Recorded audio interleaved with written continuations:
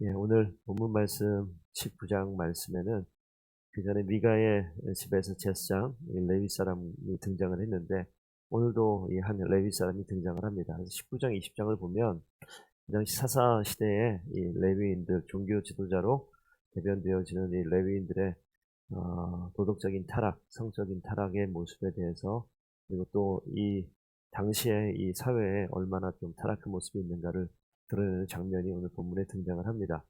네, 공교롭게도 19장 1절 보시게 되면 역시 에브라임 산지에 있었던 일로 기록이 되어져 있고 여기 보니까 한 레위인이 또 등장을 해요. 그러니까 이 레위인은 미가 집에 있는 제사장으로 일했던 그 레위인하고 또 다른 사람으로 등장을 하고요.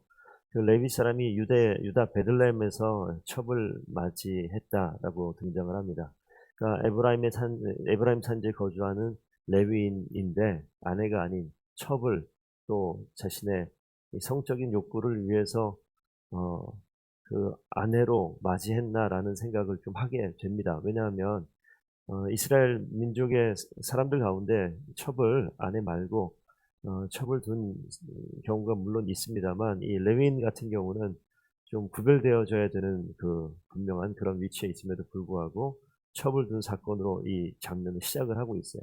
근데 이 첩이 어떤 모습이 등장하냐면 그 첩이 있는데 이 첩이 2절 보니까 음행을 했어요. 그 남편을 떠나서 자기 아버지 집으로 떠나가 버린 그런 장면을 언급하고 있습니다. 그래서 3절에 이 레위인이 뭐 하고 있냐면 그 여자에게 다정하게 말하고 그를 데려오고자 하여 하인한 사람과 나귀 2마리를 데리고 베들레헴으로 간 거죠.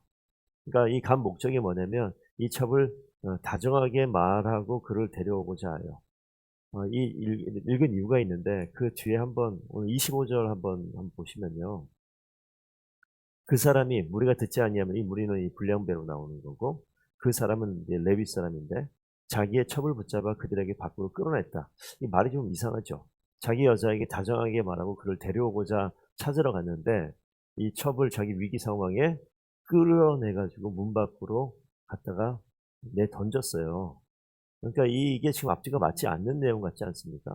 다정하게 말해서 좋은 말로 이 아내를 마치 행음한 것을 용서해서 데리고 와서 자기 아내 삼으려고 하는 듯한 모습이 있지만 이게 정말 그래서 그런 건가 하는 생각을 의심할 수밖에 없는 이 한 장의 그런 장면이 같이 등장을 해요. 그래서 이 레위인이 베들레헴 찾아가서 이 아내를 만납니다. 그리고 이 아내를 데려오려고 하는 건데 장인이 등장을 하고 장인과 레위 사람의 이야기 속에서 보시게 되면 이 장인이 행음하고 돌아온 이 자기 딸을 찾아온 사위와의 대화인 거죠. 그래서 이 사위가 여기 말처럼 다정하게 대해서 이 아내를 다시 데려가겠다고 이야기하니까 이 설명이 좀 이해는 돼요.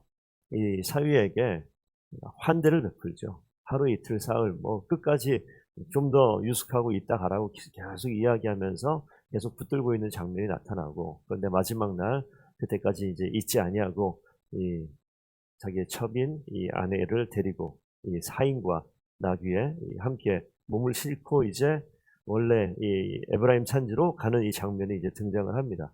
그러는 가운데 오늘 읽은 본문 말씀 속에 나타나는 장면이 있어요.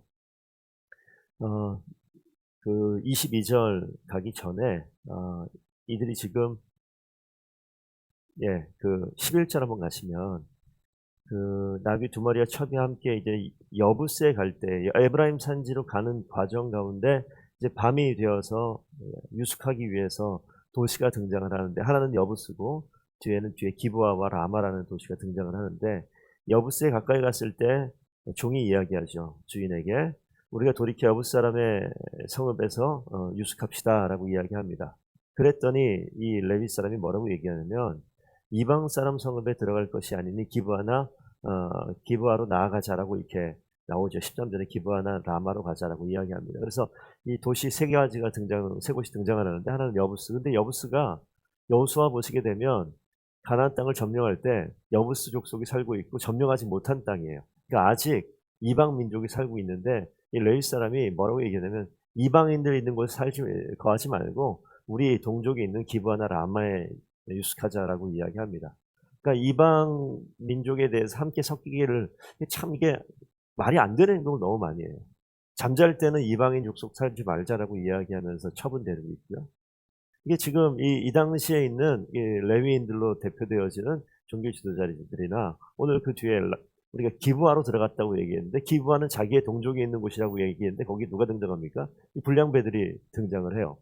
여기 우리 한글말에는 이 성경에는 불량배들이라고 나와 있는데 영어 성경이나 다른 성경 보시게 되면 벨리알의 아들들 이렇게 써 있어요. 그러니까 이 벨리알이라는 것은 다른 곳에 뭐 성경 벨리알이 나오는 곳을 찾아보면 악한 사람들 뭐 이렇게 나오기도 하고 그 다음에 그 사악한 자들 이렇게 나오기도 하고 고린도후서에 이제 바울이 내려오는 고린도후서 6장에 보면 벨리알과 하나님을 견주어서 이야기할 때 그냥 벨리알이라고 나와요. 그래서 여기 있는 벨리알의 아들들 이방인의 그 당시 그 이방신으로 마귀로 사단으로 등장하는 그렇게 표현이 나오기도 하거든요. 그러면 이 내용들은 지금 기브아 땅에 있는 사람들 가운데 누가 있습니까? 벨리알의 아들들이 있어요. 그러니까 레위 사람들은 지금 레위인이 지금 어디로 안 들어가느냐? 이방 땅에 안 들어가는데 기브아 땅이라고 자기네 민족 땅이라고 들어갔는데 거기 누가 있습니까? 이 사단의 자식들이 그 가운데 있어요. 그러니까 지금 자기들 보기에는 자기가 선택받은 민족이고 자기가 하나님의 자손들이고 하나님의 뭐 자손으로 우리 형제가 되는 그런 곳 그렇게 이야기하지만 정작 그곳에 갔는데 누가 있습니까? 벨리알의 자손들 아들들이 그 가운데 머물러 있어요. 그러니까 이게 얼마나 바뀌었어요?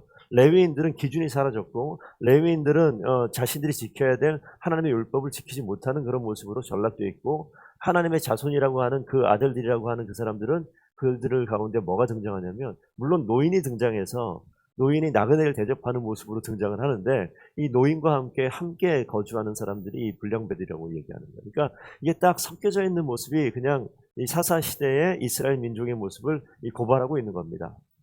나그네로 환대하는 노인들의 모습도 있는가 하면 그들을 동성애가 나오는 거잖아요. 그들을 범하기 위한 이 불량배들도 등장을 합니다. 그러니까 노인의 모습도 분명 나그네로 환대하긴 하지만 그 불량배들이 문을 두들기면서 너희 집안에 들어와 있었던 이 사람들 내 앞에 끌어내라라고 이야기할 때 노인이 얘기하는 게 24절에 이것도 너무 당황스러운 얘기잖아요. 내 처녀딸과 이 사람의 첩이 있은즉 그들을 끌어내리니 너희가 욕보이든지 눈에 좋은 대로 마음대로 하라라고 얘기하잖아요.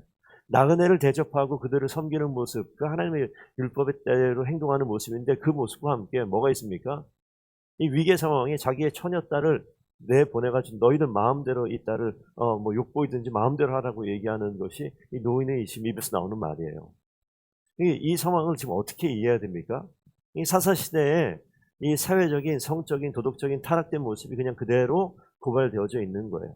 그러면서 그 상황에 계속해서 문을 두들기니까 이 레위인이 문을 열고 자기의 첩을 끌어다가 밖으로 내보내잖아요.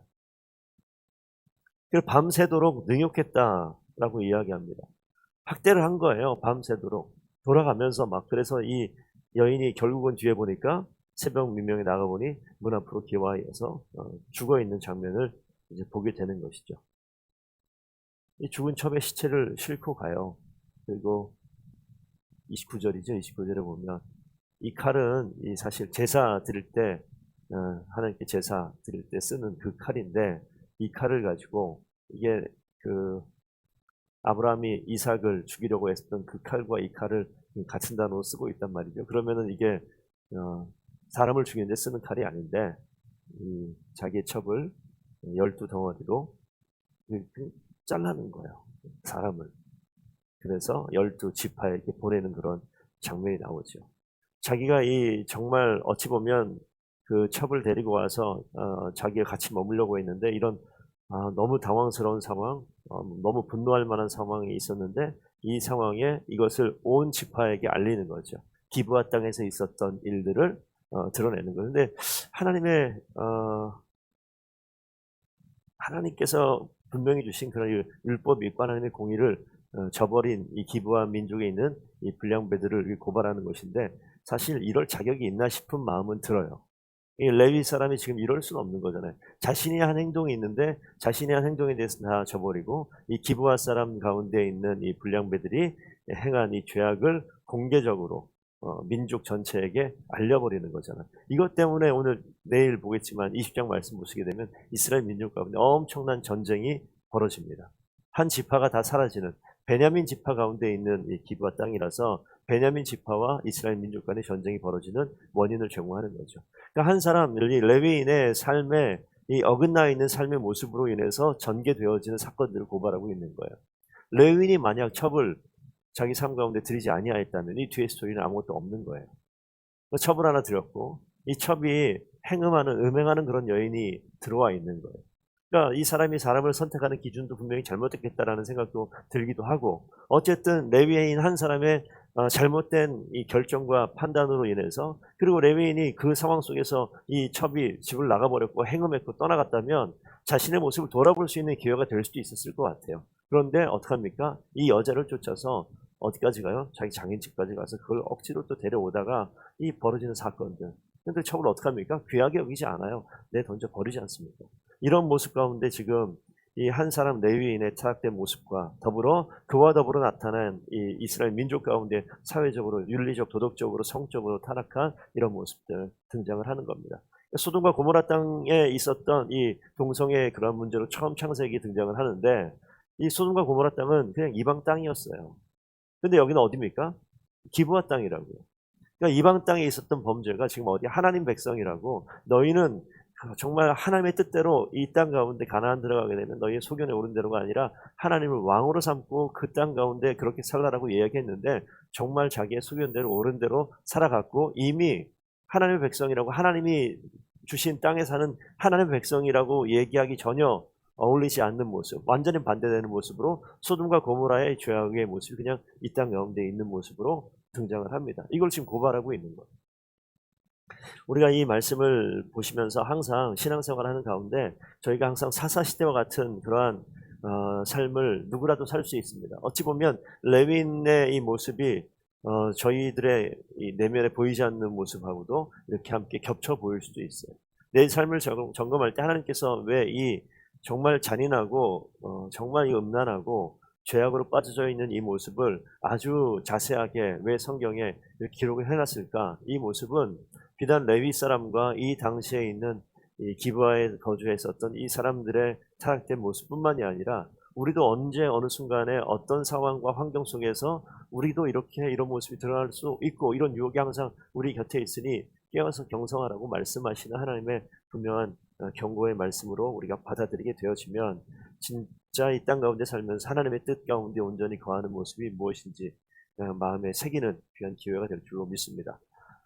여기 계신 분은 그렇지 않겠지만 우리가 신앙생활하는 하나님의 자녀다라고 이야기하면서 여기 나와 있는 불량배들, 벨리알의 아들들처럼 행동할 수 있을 만한 유혹이 여전히 있습니다.